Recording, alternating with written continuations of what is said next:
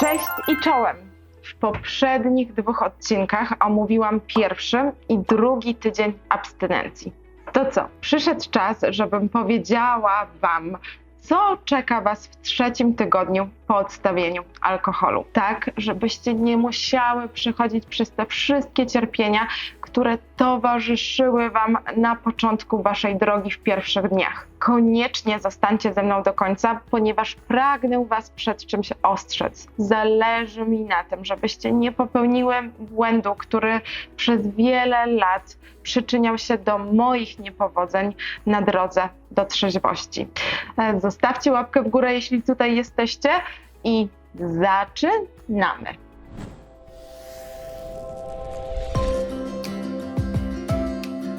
Punkt pierwszy. Będziecie lepiej spać. 3. tydzień to czas, kiedy wreszcie zaczynamy się wysypiać.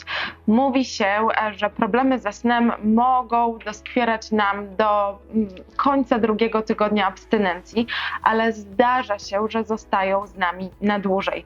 W takiej sytuacji warto byłoby skonsultować to z lekarzem. Pamiętajcie jednak, żeby być wobec niego szczere, ponieważ to na podstawie wywiadu z nami psycholog czy też lekarz psychiatra wystawia diagnozę. Jeśli zatajimy przed nim problem alkoholowy, marne szanse, że będzie w stanie nam pomóc, a przecież po to się do niego wybieramy. Lepszy sen oznacza, że nabierzemy rozpędu w regeneracji.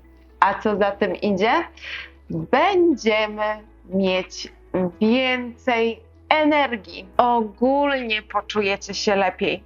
Fizyczne i psychiczne objawy odstawienia przestaną Wam już tak dokuczać. Zaczniecie odczuwać i zauważać pozytywy, jakie wiążą się z życiem na trzeźwo. To Wasze sober momentum. Wiesz, jak trudno Ci było je osiągnąć, z jakim ogromnym cierpieniem wiązał się 1. i 2. tydzień bez alkoholu. Doceń tą chwilę. Duś ją jak cytrynkę i nie wypuszczaj jej z rąk. Właśnie wylewasz fundament pod dalsze trzeźwienie. Masz już na czym stawiać swój dom. Tym domem jest Twoja trzeźwość i jest energia do działania. Wasze dni stają się bardziej produktywne. Codzienne zajęcia zaczynają wreszcie sprawiać Wam przyjemność. Myślicie sobie: wow, jakie to jest zajebiste! Jak dobrze, że ten koszmarny okres już się skończył, że mam już to za sobą. Jednak potrafię, jak chcę, to potrafię. Potrafię nie pić. Zaczynacie wierzyć, że warto i nabieracie chęci do życia. Fajnie, co nie? Po 2 tygodniach katorgi należy Wam się. Jakby było tego mało, w 3. tygodniu zaczynacie zauważać pozytywne zmiany w swoim wyglądzie. Pamiętam to bardzo dobrze. Przez pierwsze 2 tygodnie nie miałam kompletnie siły, żeby o siebie zadbać. Drżącymi rękami nakładałam na twarz tonę tapety, żeby przykryć swoje zmęczenie makijażem. Trudno było zrobienie precyzyjnej kreski eyelinerem, moje oczy były zapuchnięte, a w 3. tygodniu wreszcie miałam już ochotę i przede wszystkim siłę na wklepywanie tych wszystkich kremów i balsamów w swoje ciało. Twarz nie była już zapuchnięta. Zniknęło zaczerwienienie z powodu popękanych naczynek. Zniknęły cienie pod oczami. Cera zrobiła się promienista. Oczy nie były już podkrążone.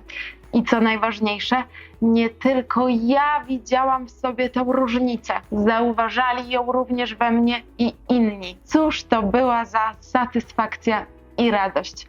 Poczujecie, że Wasze starania nie poszły na marne. Kiedy piłyśmy, nasze ciało przyzwyczajone do regularnego odwodnienia miało tendencję do magazynowania wody. To właśnie dlatego bardzo często chodziłyśmy z wydętym brzuchem. Towarzyszyły nam wzdęcia, łapka w górę, kogo to spotkało. A w 3. tygodniu nasz brzuch wreszcie zrobi się mniejszy. Będziemy czuć się lżejsze. Lekkie, niczym piórko, więc chyba warto, prawda? Monika, która na swoim Instagramie o wdzięcznej nazwie Alkodramaty wspiera naszą soberową społeczność, ostatnio rozwaliła system, dzieląc się swoimi zdjęciami przed i po odstawieniu. I co prawda ta zmiana nie dokonała się w niej w 3 tygodnie, ale myślę, że to wspaniała motywacja dla Ciebie po to, żebyś przetrwała kolejne dni, tygodnie, miesiące i lata w abstynencji. A teraz spójrzcie tylko na Kasię. Brawa dla Moniki, brawa dla Kasi. Następna będziesz Ty. Po więcej metamorfoz zapraszam Cię na naszą kobiecą grupę wsparcia, gdzie dziewczyny bardzo chętnie dopingują się na swojej drodze do trzeźwości. Każda z nas to inna historia. Każda z nas wnosi do tej grupy inne, swoje doświadczenia, ale łączy nas to samo. Łączy nas ta sama choroba, którą jest uzależnienie. Okej, zanim powiem Ci, na co koniecznie musisz uważać, zasubskrybuj mój kanał, jeśli uważasz, że to, co do tej pory powiedziałam, jest dla Ciebie pomocne. Będziesz mieć wtedy pewność, że zostaniesz powiadomiona o nowych odcinkach i nie przegapisz niczego, co jest dla Ciebie ważne. Uwaga, uwaga! Punkt 4. Poczujesz się pewniej. No i żeby nie było, że wszystko jest takie proste i piękne, pragnę Cię teraz przed czymś ostrzec. To prawda, że w 3. tygodniu nabierzemy rozpędu, ale ten rozpęd i ekscytacja z nim związana bywa chwilami zgubna. Jeśli oglądałaś poprzedni odcinek traktujący o 2. tygodniu abstynencji, bardzo ważny, zachęcam Cię, żebyś go zobaczyła, jeśli jeszcze tego nie zrobiłaś. Wiesz już, że po alkohol sięgałaś w konkretnych stanach emocjonalnych, jakie Ci towarzyszyły. Piłyśmy nie tylko wtedy, kiedy życie waliło nam się na głowę, kiedy byłyśmy smutne, złe i zmęczone. Piłyśmy również w chwilach radości. Tak było ze mną. Zazwyczaj właśnie pękałam w 3. tygodniu, ponieważ jednym z największych moich wyzwalaczy, jeśli nie wiesz, czym jest wyzwalacz Egen, odsyłam do poprzedniego odcinka. Jednym z moich największych wyzwalaczy było uczucie ekscytacji. Czułam się lepiej. Zdążyłam już ugasić wszystkie pożary, które roznieciłam podczas swojego ciągu alkoholowego. Przestałam unikać kontaktu wzrokowego z partnerem. On zrobił się bardziej rozmowny. W naszym domu nie panowała już atmosfera cichych dni. Zapomniałam o koszmarze, jaki przeżywaliśmy jeszcze kilkanaście dni temu. Obydwoje. W związku z tym chciałam uczcić to jakoś, chciałam się nagrodzić. W jaki sposób? Ano w taki sposób, jaki znałam do tej pory, bo nie znałam jeszcze innych sposobów. Chciałam to uczcić alkoholem. Powtarzałam sobie, że tym razem będzie to tylko 1 kieliszek. Wiecie dobrze, że na 1 kieliszku się nie skończyło. I co? Jaki był tego finał? Przeżywałam z powrotem tą samą gehennę, a nawet jeszcze gorszą, ponieważ z każdym zapiciem rwiemy na strzępy już i tak rozerwane poczucie wartości, które potem bardzo ciężko będzie nam poskładać. Dlatego proszę, miej to na uwadze i zawczasu przygotuj sobie listę zajęć, które będą dla Ciebie alternatywną formą nagrody. Ja to nazywam Sober Treats. Więcej na ten temat będę mówić na wyzwaniu. A tymczasem na zakończenie chciałabym podzielić się z Wami wiadomością, którą dostałam na Instagramie od jednej z Was.